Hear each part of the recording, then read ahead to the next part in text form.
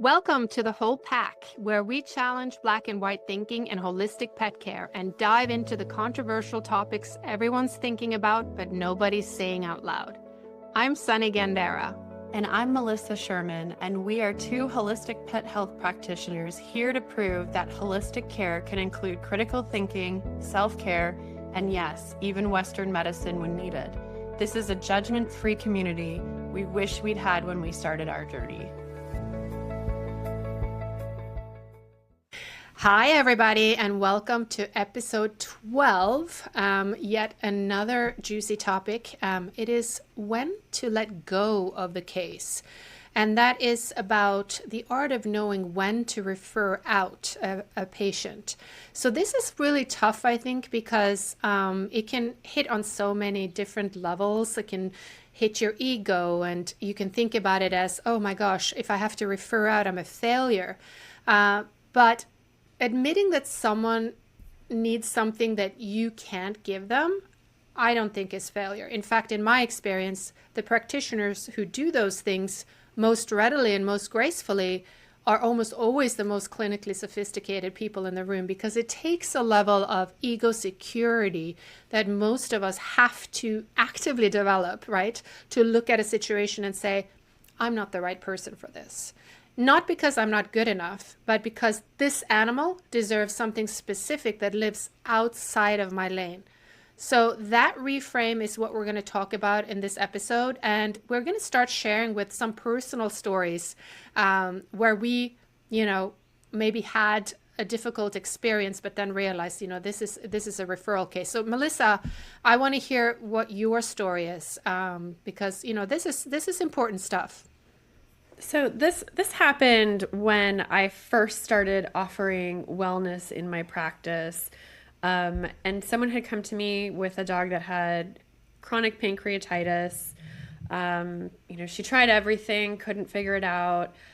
I felt like it was in my wheelhouse. And she lived locally to me. Right away, when we had our discovery call, I could feel there was a tension there. There were things like that were not lining up as far as the story kept changing. He had pancreatitis. No, he doesn't have pancreatitis. That was never the diagnosis.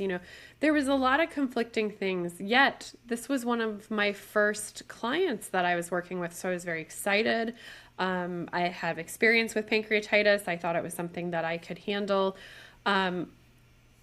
It just turned into something that it wasn't. And that's it, is like I was hanging on to this case because I'm like, I can help her. I mean, she came to my house. I don't see clients at my house. I either go to their home if they're locally, or so there was already like crossing boundaries. And she didn't. There was just a mismatch in what her goals, what she really needed support with, and what was actually going on. So, there was a point where I had to let her go. I had to let the client go. And like firing, for lack of better words, your first client is scary. There's heartbreaking. You feel like I felt like I was failing the animal. I felt like I was failing the person. And it was something I really felt like I could help with. Yet I wasn't able to help. And letting her go was, I think, a big part of growth in my practice, but in me too, that you don't have to hang on to things. Because I was afraid too, like if I let this client go, I'm not gonna get any more wellness clients, which is absurd, right? But we tell ourselves the craziest things to hold on to something out of a scarcity, desperation, whatever that fear is. Mm-hmm. And letting her go, within a few days, I wasn't getting texts at 3:00 in the morning. I wasn't getting calls and messages demanding, why aren't you answering? The simple things that I put in place, a premium package is what gets that kind of attention. She refused to have a package. She refused to listen when I said I don't take clients at my house. Like, there were things, right? And when you don't listen to yourself, what happens? Absolutely. You learn a very big lesson. Mm-hmm. So how about you, Sunny? Do you have any stories? Yeah, I mean, it's almost identical. I mean, this happened actually recently. It wasn't when I just got started. I had a cat client, and came to me with a constellation of chronic symptoms, like digestive issues, diarrhea, some like losing hair, like skin involvement, right? Energy that was off, and was nothing acute, right? But it was nothing settling either. And so the kind of case, that I felt was really interesting to work with, because there was real opportunity to make a meaningful difference through food and nutrition and support protocols and even some energy work, right? So I was super stoked initially, but when I did the intake, and this is funny because we tend to sometimes close that voice out, I intuitively had a feel that we may not be a fit. I went forward anyway. And I put together a protocol. It was really good, solid, I thought, specific, was tailored to that individual cat. And I was proud of it, and then the implementation started, or rather, should I say, it didn't. And I think that's like, another episode, but it's like your protocol is only as good as the implementation and the willingness of the pet parent to do what you say you suggest, right? So every single week, this client came back and with a reason she couldn't try what I had recommended. The food I suggested wasn't available in her grocery store. The supplement I recommended, she had something about, read something online or went in a Facebook group that suggested something different. And that's the worst, right? When they start going into Facebook groups.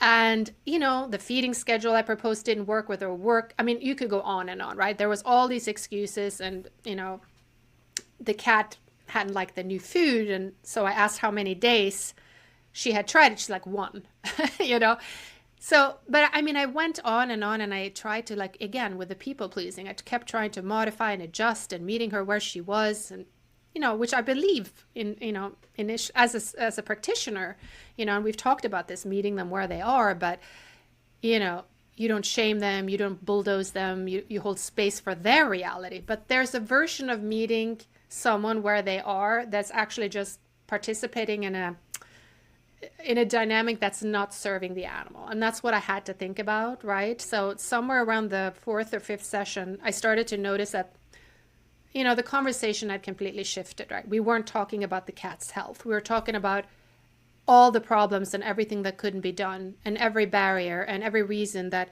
particular approach wouldn't work. And so that doesn't feel good, right? So at the end of the day, the cat that I really wanted to help was being almost secondary to her performance of trying and failing. And it's a long story, but I just had to get it out. I started to see a pattern that I can only describe now as, something that rhymes with Munchausen by proxy.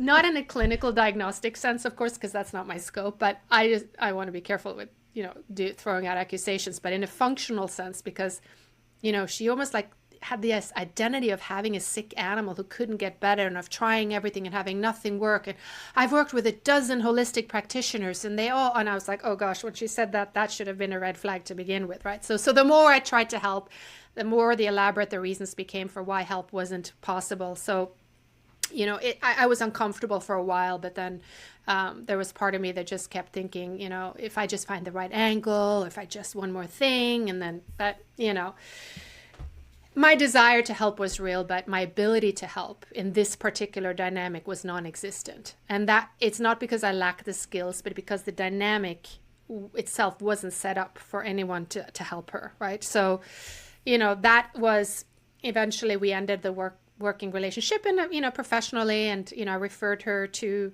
the veterinarian. She ended up going back to a veterinarian she had 12 years ago, go figure. But, I hope the cat got what it needed, because that was really why I got into the first place. But I know that staying in that relationship wasn't the answer, and it wasn't making me feel good, and it wasn't helping anybody, right? So, right. It may have taken me a few extra weeks to realize it, but now I'm definitely learned from that experience. I'm like, okay, I'm going to nip that in the bud, even during discovery calls. And we're going to talk about that, in a little bit. So. Yeah, and I think that's the thing that stood out to me about both of our stories. We both had discovery calls. We both felt something was off, or we didn't listen to our intuition. Because I think for myself, I felt like I could help this dog. I don't care that she's tried everything. Almost everybody that comes to me says they've tried everything. So I don't let that hit me in a way that's like, if you tried everything, well, there's nothing left. Like, I'm not going to do that. Right. But there was something about I could tell she wasn't, her and I were not going to be a good match. She wasn't in the headspace, but my heart went out to her. There's a lot of things where, they're by themselves. They've been doing this for years, and they're really stressed, and there's usually a lot of things going on in their life. And it's nice to be able to offer a service where we can be that tether. We can help give them hope. We can help bring them back into seeing something forward. But when they've given that all up, we have to listen to that and say, like, maybe there is a different practitioner. Because I'm not the type of practitioner that's going to, like, be pushy and be forceful. Like, so that's the whole thing. There's a different flavor practitioner for everybody. So that's why when we get into these situations, we got to let them go. Even we're going to have discovery calls. We're probably going to run into something like this again, where we're going to get a few weeks in and be like, hey, you know what? I think this is a mismatch, and, like, how to go from there, right? Like, it's not going to be perfect, because we did have discovery calls. We did get gut feelings. We just didn't listen to them. So, Right. so, like, this could happen in the future. You have a few of them in a row, and then you're like, okay, I have to change something in me, because now I'm taking on things that are a mismatch for me too. Yeah, I'm thinking about it. Every hour you spend in that loop or with someone that's not a fit is an hour that you can spend with a client who is ready to do the work and see the results that both of us are committed to, right? So I think about that as well. Right. Yeah. Right. So I wanted to share, like, maybe it helps someone else. First of all, I don't do free discovery calls anymore, because free means someone just shows up and they're not committed. Sometimes they don't even show up, right? But that experience with a cat changed fundamentally how I approach new clients. So when I get a 1 hour consultation or a discovery call now, I'm not there just to sell my services. I'm not in that conversation trying to convince you to work with me, right? I'm interviewing the client, right? As much as they're interviewing me. So, I mean, not as a mindset trick, right? But not as someone I say to make myself better about the possibility of not getting the booking. That's not the point. But I mean it as a true practice, because when I'm committed to results. I want results for both of us, right? Because otherwise I'm going to look bad.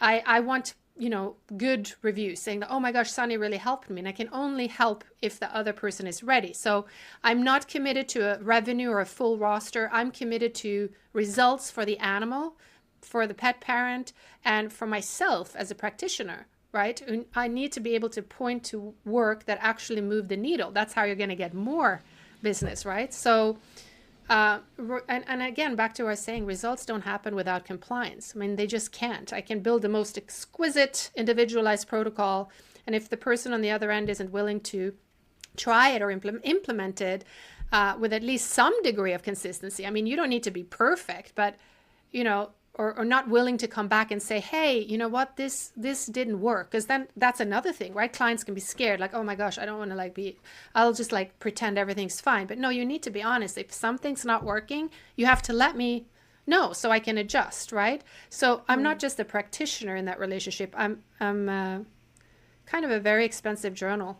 that nobody reads, right? If I don't. So when I'm on the discovery call, I'm listening for specific things, right? I'm listening for how the person talks about previous attempts to address their animal's health.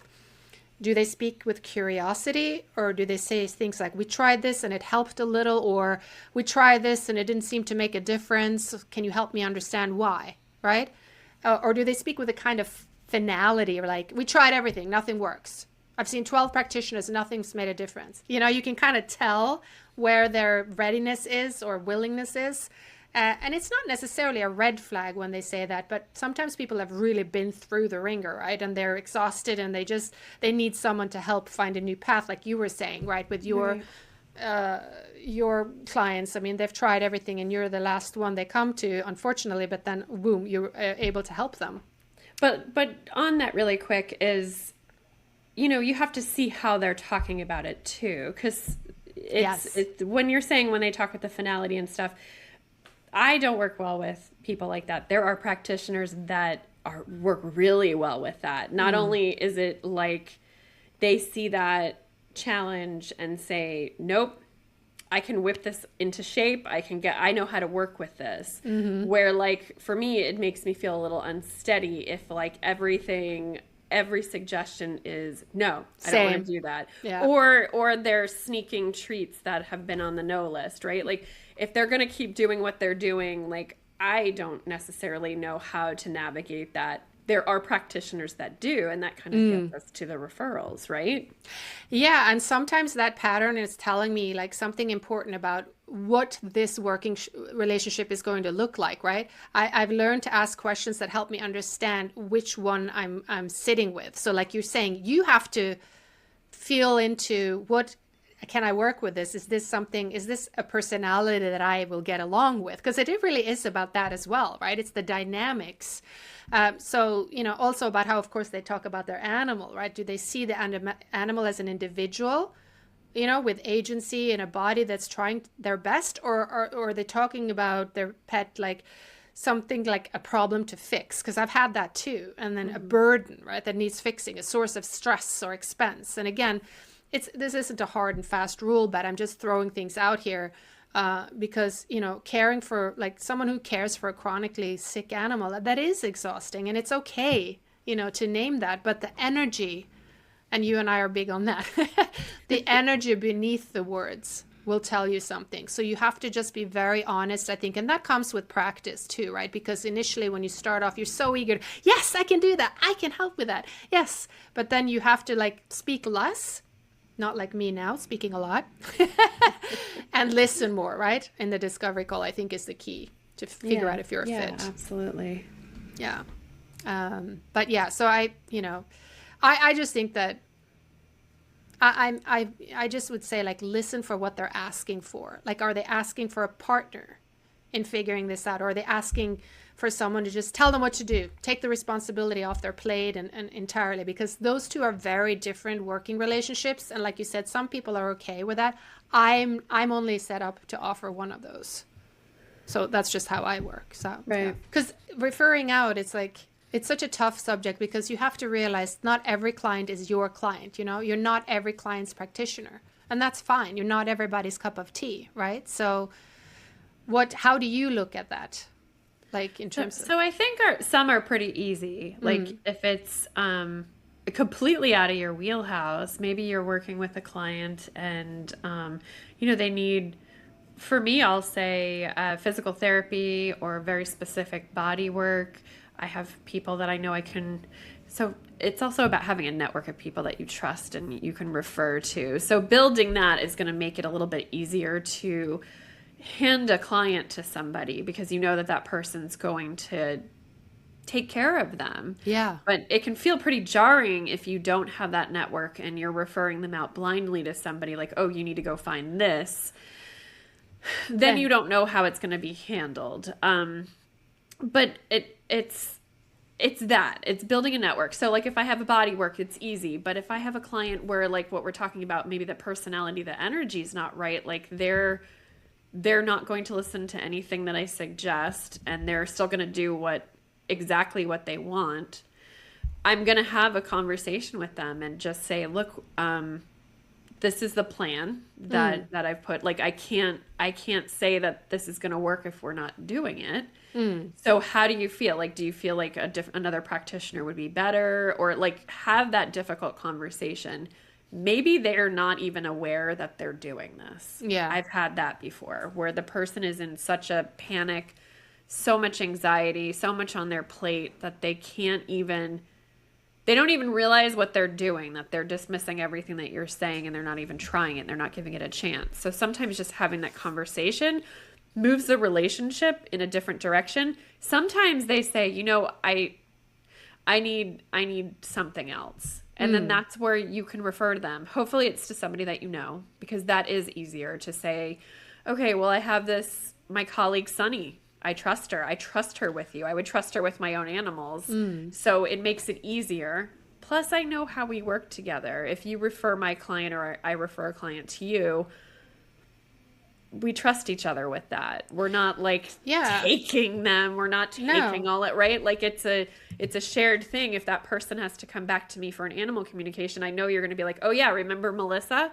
Like I know we're going to work in that space. So I think part of getting through that referrals are giving someone away or getting rid of business or closing a door is establishing a network of people that you can refer to that you trust. So important. And that, oh my gosh, yeah, because you are going to look good if you refer someone out to someone who really were able to help them versus you trying to do it yourself and you're not getting the results, right? But again, to your point, it's so important to know these practitioners and not just like, oh, let me look at the phone book and then here, you know what I mean? Like I would never do that. I would never refer someone out who I hadn't had a personal relationship with, who I knew, like who I saw what, how they were practicing, right? And, sometimes it just isn't a fit, and isn't because the animal doesn't deserve help, but, because what they needed and what I offer were two different things. And I think the kindest, most professional thing you can do for someone is to name that clearly and direct them to someone better suited, right? Or maybe I just don't even want something, right? Like I can do it, but I just don't feel fulfilled. I mean, that might be later down the line, might be hard when you're just getting started and you're like, you just want all the clients, right? But yeah. I think that when you're having that conversation with someone like who isn't a fit, say, it doesn't have to be hard. It can be warm, it can be respectful. And I think it can leave the client feeling more supported than they did before, not less, right? So, but it requires you to have more security in your own identity as a practitioner, that you can say, hey, I'm not a right fit for this, without it meaning anything about your worth or your capability, right? Exactly. Yeah. And you have to be willing not to take the money. That's the part, it's hard when you're getting started or if you're having a rough time, because even if you're experienced, our business can go like this, right? We all need revenue. We all have bills. We all have months where the roster feels a little thinner and the bank accounts feel even thinner than that. And in those moments, the temptation to take on a case that isn't a fit, it's enormous. And I understand that temptation from the inside. I really do. But what I've learned from my own experience and from coaching other practitioners too on this is that the cases that you take out of desperation rather than a true fit will cost you more than the revenue they bring in. I'll say that again. The cases you take out of desperation rather than a true fit will cost you more than the revenue you bring in. They cost you in time, in energy. I mean, all these things that are just the mental space that you could have been using, as I mentioned before, on someone who's actually aligned with what you do. And I think that's something to really sit with and to be honest with yourself about. And, obviously you want results, which is the currency that actually builds a practice long term, right? We want to be in this for a long time. That's exactly it. We want to help the animal. We want to help them. We want to have them get results in the end. And if it's something that we need to refer out and we're, depleting our energy, it's wasting time for them too. So, the more confident that we become in our own practice, with our own business, putting our egos aside, we can really just move forward in that and say, hey, this isn't a good fit. So here, and you go to that with some options. It's not just, this isn't a good fit, bye, see you later, because that's not a good experience either, right? Like nobody wants to be rejected. No. So being able to kind of go with the plan, and like you said, you can be nice. I mean, it doesn't have to be a difficult conversation. It's kind of just this is where we're at. We're not seeing results. And I think it would be better suited if you went to maybe this practitioner or try this therapy. Yeah, because you're still providing a solution, right? Because you have someone specific you can refer to. This is why the community is so important, and to really get with your, fellow practitioners and get to know what they specialize in, so that you do have that ready, document, oh my gosh, I know exactly who I can refer you out to, because then you're supporting that client. So that is so important. And you see, everybody who's successful has that community, they collaborate with others, they jump on, they do even events, look at us, we're doing this podcast together, and it just is helping us individually as well. And so again, and back to the whole like referral thing, taking on a client who isn't a fit, I always think about the animal. It's really a disservice to the animal, right? Because that animal deserves a practitioner who's really energized and capable of addressing what's actually going on with them. And if that's not you, then the most ethical thing you can do is to help find them that person who is, right? Right. Like you should still be lit up about stuff when you're helping a client. It shouldn't feel like, I mean, when you feel that, of course, maybe every now and then, maybe you're having a long day, a rough day, but if the overall case makes your skin kind of crawl or your stomach feel a certain way, that's where you have to say, like, maybe this should go a different way for both of us. Absolutely. Yeah, for sure. So I think it's something that we don't talk about very often because we want to see like, look, oh, I can help everybody, right? But the truth is you can't. So, and again, I think when I think about how to teach referral to other holistic practitioners, what we talked about obviously is big, but also in terms of working with, and we saw that in our interview with Dr. Michelle, who I worked with at Full Circle, is that, we refer to each other, right? Sometimes I need blood work to figure out what's going on and how I can adjust nutrition. And sometimes she needs to refer me because she's like, I can't figure out, even if I have all the logistics or, diagnostics, I just can't figure it out. So here's Sunny, she can help with, XYZ, right? So that's another way referrals can look like. And I am a big on that, to be able to work with veterinarians too, to know that what their strengths are and what my strengths are and the weaknesses, right? So we together are a much stronger team.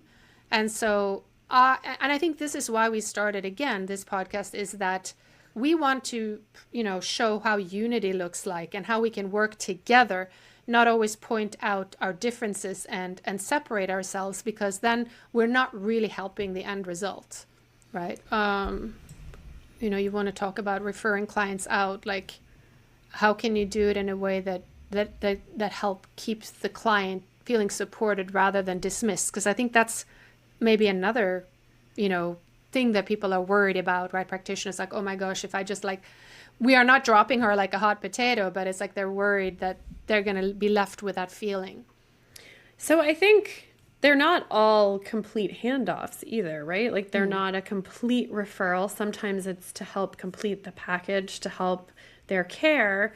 There's a few coaches, and I have a few animal communicator colleagues that we have a lot of overlap, but they'll refer someone to me for like a coach will refer somebody to me for an animal communication to kind of see, hey, I just started this new protocol. I want to see if there's any symptoms or what's going on. So then I'll do an animal communication, and they trust me. I trust them. We have a good working relationship, and then I can provide them feedback that better helps that client. So it's not always like, hey, we're not working together. Right. Sometimes it is like, hey, I have a colleague.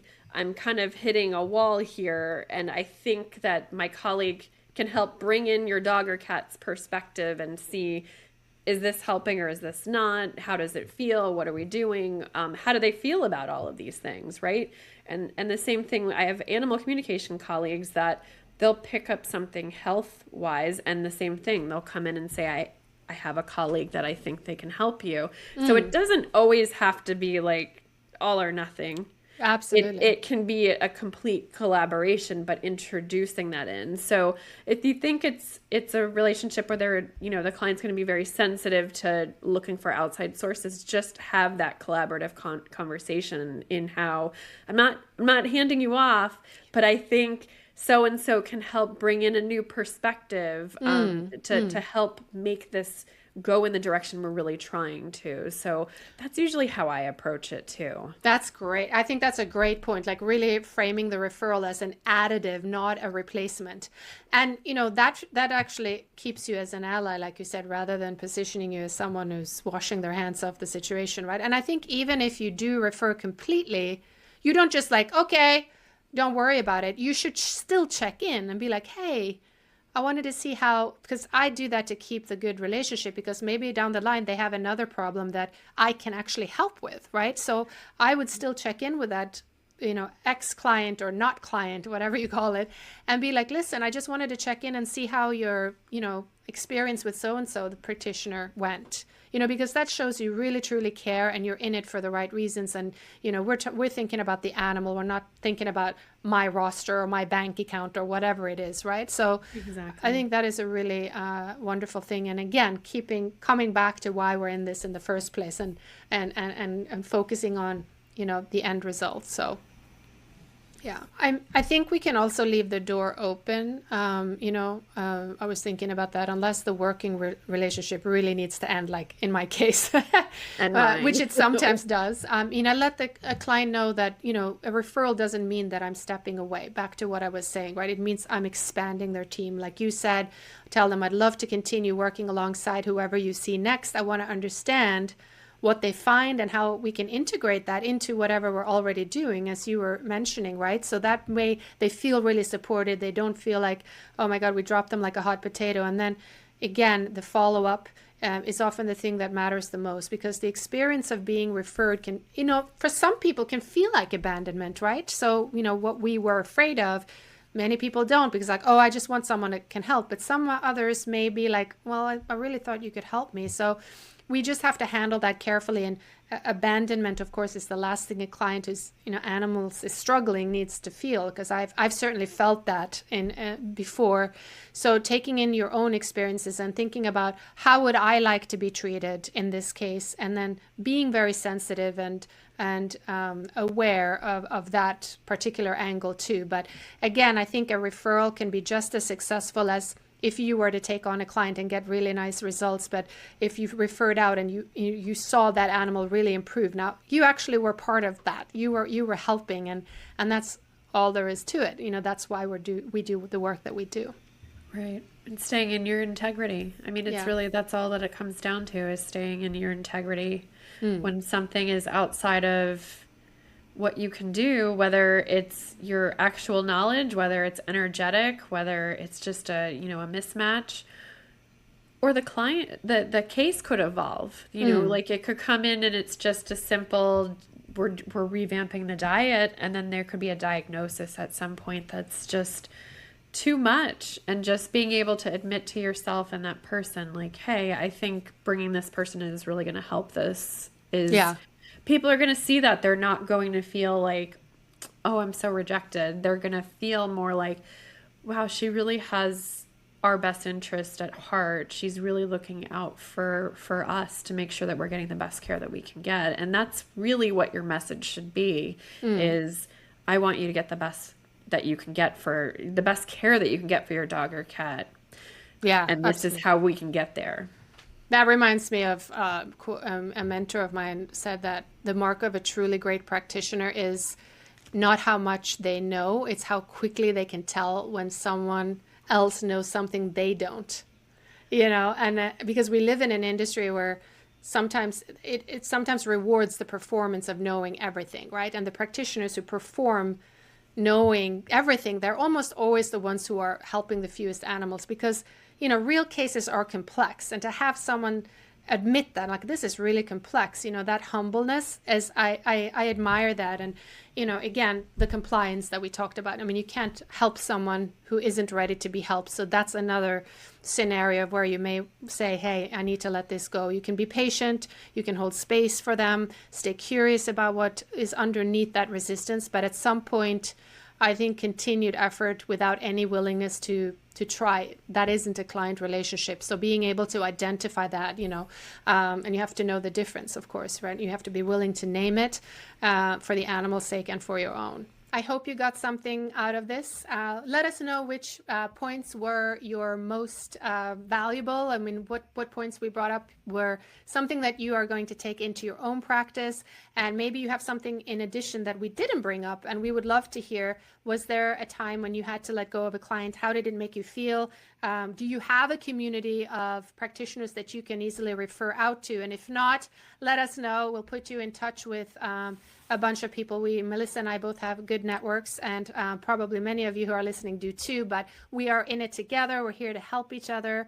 And until next time, we hope you just think about why you're doing this, what you're doing, and referring out is not a bad thing. You know, we are always looking to be as positive as we can and to help as many animals as we can. So until next time. Before we go, we want to remind you that the information shared on the whole pack is for educational purposes only and is not intended to replace veterinary medical advice, diagnosis, or treatment. Always consult with your veterinarian before making any changes to your pet's diet, supplements, or healthcare routine. Every animal is unique, and what works for one may not be appropriate for another. We're here to empower you with knowledge, but your vet is your partner in your pet's individual care.